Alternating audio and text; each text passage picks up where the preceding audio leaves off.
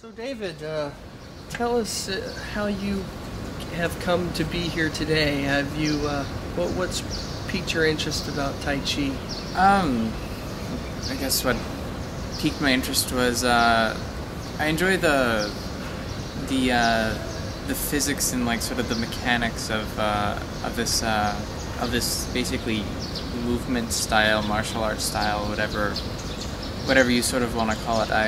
It's the physics and like the actual physical dynamics of your own body and how that actually sort of functions and how that can actually work, which really intrigues me and entices me about the practical method that Ronnie Yi and he's the first person who introduced you to yes. Chin style Tai Chi? Yes. He's the first person that's basically introduced me to any martial arts and that sort of stuff, and it's only been this. I haven't studied anything else, so it's sort of like this is sort of like the beginning for me for any martial arts. It's good to be a clean slate. You know, a lot of people are too conditioned by previous understandings of how to use brute force and speed. Yeah, it's like something. It's something really interesting, and just the way of doing it appeals to me. The practical, the practice, the alignment and the lines in people's bodies, the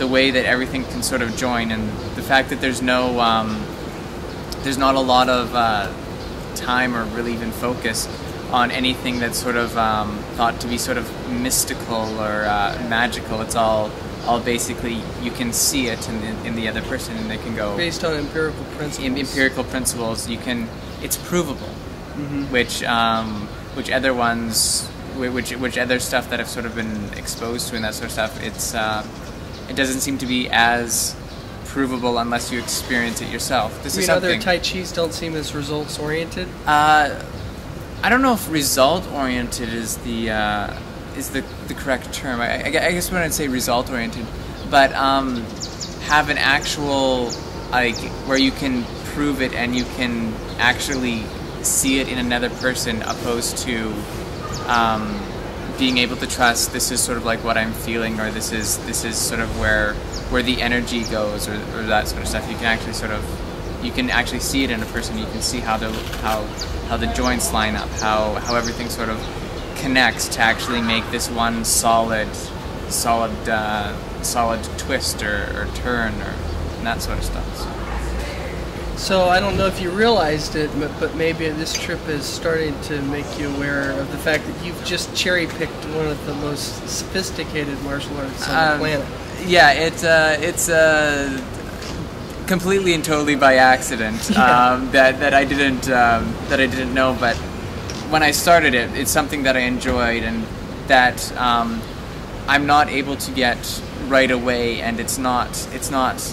You can't get all of it right away. It's always something that you can work on and grow with and that sort of stuff that you can develop, which I enjoy. And it's actually been nice to sort of fall into it and realize that my teacher is really good at what he does, and he knows what he's doing, and his teacher is one of the top in this style, and this style is one of the top of sort of the martial arts, the Taiji style. So it's happenstance and luck, and it's just sort of stupidly falling into it, as what anyone could say. How long have you been doing Tai Chi? Only a year. Okay. Yeah, about a year. Have you noticed any differences in the way you move? Actually, yes. I have sort of a better posture. I'm more focused on sort of like the centering, like the alignments and that sort of stuff. Feeling of where joints are and how they actually move. It's sort of like a whole. It's helped increase my physical awareness of my own personal space, and it's also given me a little bit of ability to view other people and how they sort of move and how their movement goes on a very basic level right now. How they move, just like how different people move differently, and how that sort of changes how their whole demeanor sort of fits and works and that sort of stuff. So I have So you think noticed. the way you actually carry yourself might reflect a lot on the character that comes out of that structure? Right? I think yes, it has not fully to do with it, but it has some sort of dealing with that. Where if you are sort of hunched over, or you're always looking towards to the front, and like you're slumped, or you're going towards something, you can't really be centered and be able to be like have any perspective, because you're always so much forward. So I think that actually, yeah, like person's body position and how much awareness they have of themselves, of the people around them, determine have a little bit to do with the sort of character that they have and the mindset that they do possess. So you've heard quite a few stories about Hong and the kind of character that developed out of his methodology through life. Is any of those stories do any of his dedication to hard work and to practice and to trying things out himself, I guess, is what I sort of enjoy about like that sort of idea of having him just working on one idea and one concept for a long time, and having the determination and the precision to focus on that and not get distracted by other things. Even though his mind was capable of wrapping around lots of ideas, his calligraphy was just impeccable, and he knew a lot about a lot of things. It sort of all came through this myopic, practice of Tai Chi. Oh yeah, exactly. And to have the precision and that sort of stuff, it's not just it wasn't for him just Taiji. He did all those other things that you said, like the calligraphy and the different sort of aspects of his life. His mind was like always about sort of learning and figuring things out and that sort of stuff, which I find very, very useful and very interesting.